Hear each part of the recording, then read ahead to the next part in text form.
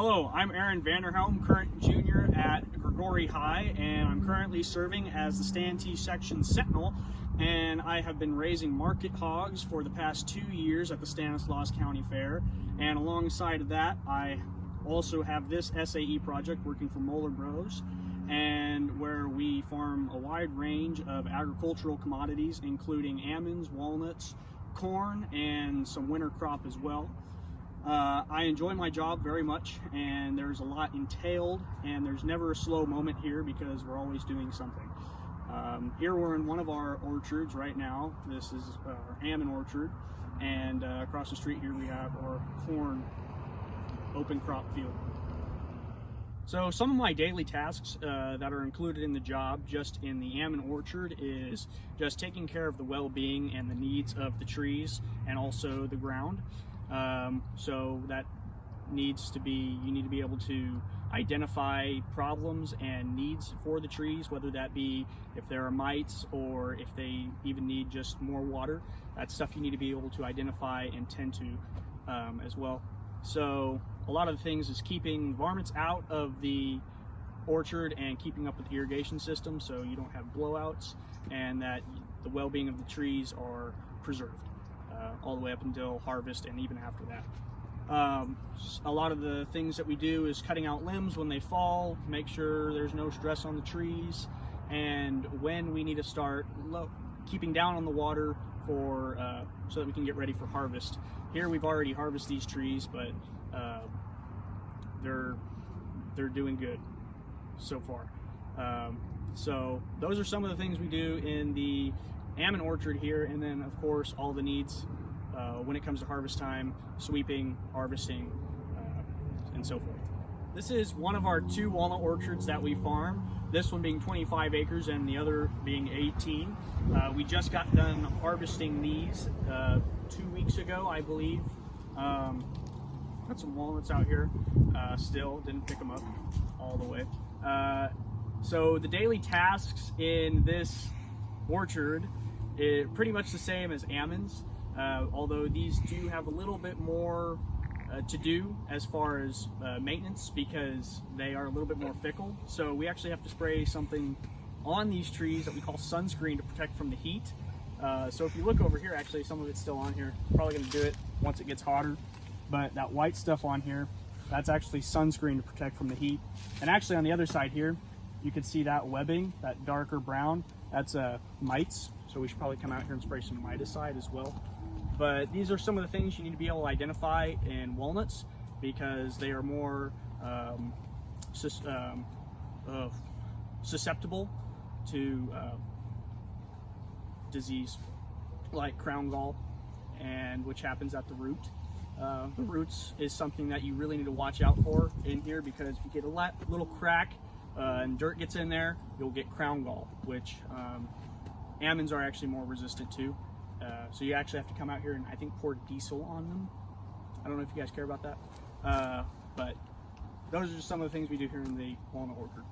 So here we are in another one of our almond orchards, and I forgot to mention before, we have about 160 acres in almonds, and this is the newest addition. This is a 27-acre patch of trees here that aren't even a year old. We have nonpareil and Aldridge varieties. I actually learned a lot when we planted this orchard because first orchard I had ever planted, so a lot about the irrigation systems was put in, planting trees, what they need from the first year on, and this filter pad that we're on right now, this filters all the waters and where you can inject, well, this is actually the district line here, which we filter out, and then we can inject fertilizer from there instead of like spraying it. It's a better alternative. I actually put this pad in here myself, this concrete 6-inch thick pad, and learned a lot there applying AFNR systems, and really a great addition to my SAE projects. Just another example of how farming here isn't just food production, it's a lot of other things too, such as construction of structures. Another one of the commodities that we farm here at Moeller Brothers is corn. Now, as you can see, we're not in a cornfield right now. We just harvested, and it wouldn't be fun to show you just an empty field, no corn in it. But that's a pretty involved process, the corn, from the ground prep to the irrigation to harvesting. It doesn't let up. For ground prep, you gotta be disking and just always keeping that land fluffed up before you go to plant. So that's one of the first things, ground prep, from planting the corn to irrigation, you know, building up ridges and cross ridges. A lot of large equipment is involved with this process, including even excavators to move around the water. And more importantly, the shovel. The shovel is your best friend out in the cornfield, especially while irrigating, from cutting ridges to making sure you don't fall over, because it's easy to get stuck out there in the cornfield, and that's not fun. Another thing with irrigating too, it's a very, very long and drawn out process. Typically we will irrigate every 10 days, and we have the corn for about 90 days, about 90-day corn. And you might have heard the saying, knee high by the 4th of July. That is something that is applied. It should be knee high by the 4th of July. So it's very important to always be irrigating. So we irrigate about 9 times, sometimes maybe one more. And cultivation too. That's another one that happens within the first 3 weeks. You want to cultivate it to make sure that the ground is absorbing that water before you can't get a cultivator out there. But as you can see, it's a very involved process. And then last, obviously, you have harvest. And with that, we don't have a large enough corn field out here to harvest on our own. So we have a custom harvester come out and do all that for us. Finally, once that's all done, you chop the corn, then you disc it, and then you'll disc it again, and then put a roller pin out there and make it all smooth and nice and ready for your winter crop. That's where we're at now. We just disked just everything back into the ground so the corn doesn't grow again, because it will. And I'm not exactly 100% what we're planning for the winter crop, but that is coming probably within the next couple of weeks here. And you don't need to water that because you got rain. And the district actually shuts off every year. They don't send water during the year, or during the winter, my bad.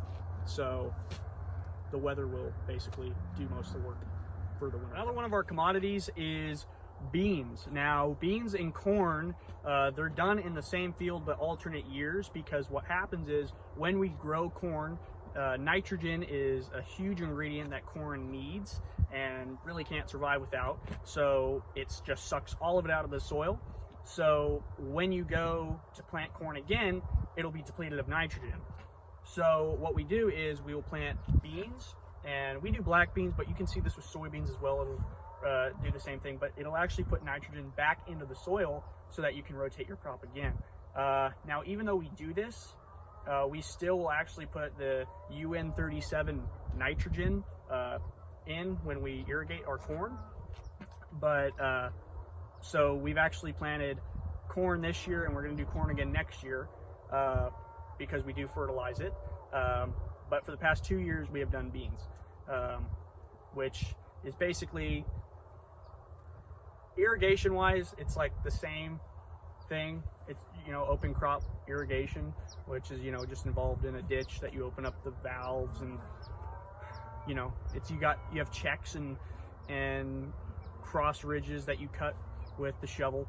It's about the same process. Harvesting's a little bit different, but then you just go back to ground prep and then plant your commodity for the next season, whether that be winter or an actual corn.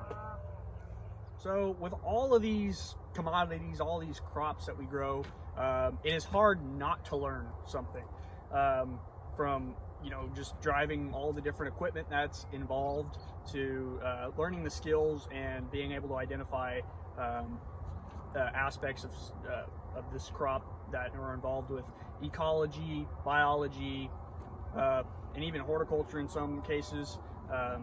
You really pick up a good sense of all this stuff when you're dealing with this stuff on the daily.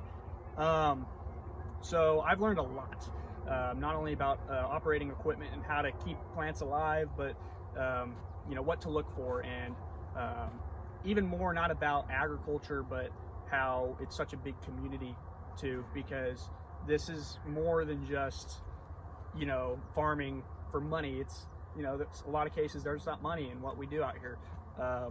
We do it because you know, people got to eat, and at the end of the day, that's what we care about. And it's not the fertilizer that goes into the ground that makes these crops, you know, how special they are. It's the sweat and blood that goes in the ground, and we put a lot of that out here. So, you know, farming, it's hard to explain what you do, because at the end of the day, you're on the tractor or you're sweeping out here, and you go from sweeper and something breaks down and you go to mechanic, not because you're good at it, but because you have to.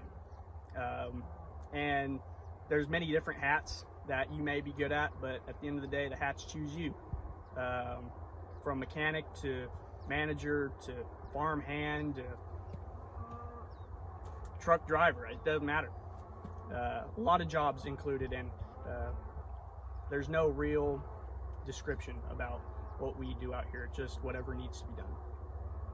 With all this will help me in my future and with all my future endeavors, because I plan on becoming a custom farming orchard service. So that would include shaking, sweeping, and harvesting. Applying all the knowledge I've gotten about this and also working with farmers, it has helped me to gain a greater knowledge of what farmers like to see when custom harvesting and what they don't like, and how to handle it when you know, it goes south, which we try not to do. This also, it ties into my future career, because on top of that, I plan on going to college and getting my degree in mechanical engineering, so that I can also be a part of any sort of research and development team for building farm equipment, because designing things and helping to make better equipment for the farming community is something that is always cool. And even though it might also be stuff that doesn't help, it's cool to see the new developments that are made in the mechanical area of agriculture. And I kind of want to be behind that. Building something, just making something with your hands, is something I've always been interested in. And when you can make and engineer a tractor or a sweeper or something, it's pretty fulfilling. Even just making a repair on something is interesting to me. So if I was able to build that stuff, that would be pretty neat. And I think with the knowledge I have gotten from my SAE has helped me tremendously to get to that point, especially with the mentors that I have in my bosses at Muller Brothers, and with their educational experience as well. Well, thank you for coming along with me on my SAE showcase here. I hope you guys learned something maybe, and would please consider my SAE as you know, a good one. But altogether, I've really learned a lot with this, with all the different commodities and all the different aspects of agriculture that I have had to experience and learn and perfect. Not only including the growing part of it, but also the mechanical and the engineering aspect as well, from building structures to understanding how to weld, and all the different aspects to agriculture. Agriculture is very important to me, because, well, it's fun and I make money off of it, but because it's a big piece of our community, especially here in the valley and wherever you're at. Without ag, you wouldn't have anything, you know, not even a life, because you wouldn't be eating. That's one reason why I really hold agriculture dear, and why everyone else should too, because it is such a quintessential piece of life here on Earth. And thank you.